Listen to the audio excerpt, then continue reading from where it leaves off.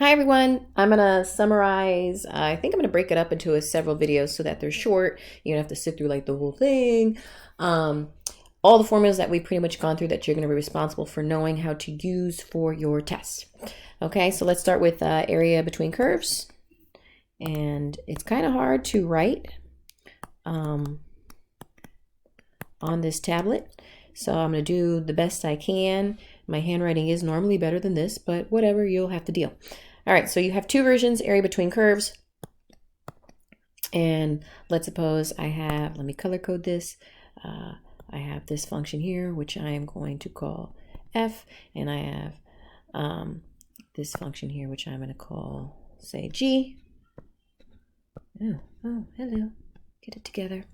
Okay, so if I'm doing a vertical area, I want to measure this distance vertically for what's sandwiched in between here. You want to make sure that you have the same function on the top all the time. If you don't have the same function on the top all the time, then you're going to have to write multiple integrals. Anyway, so when I'm doing that vertical distance, then my area is equal to the integral of the top curve minus the bottom curve. And everything with respect to x. So it'd be from x1 to x2. Okay, so in this one it would be f of x minus g of x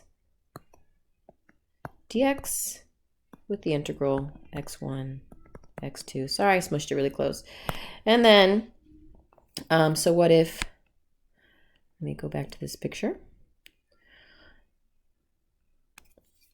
try to sketch this in again. And maybe it's easier for me to do horizontal distance.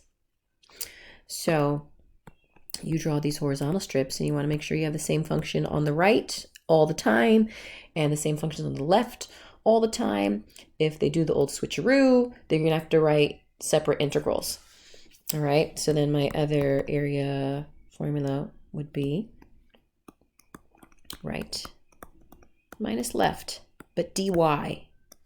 Everything with respect to y. So in this scenario, then it'd be the integral from y sub 1 to y sub 2. And in this one, I would say g of y minus f of y dy.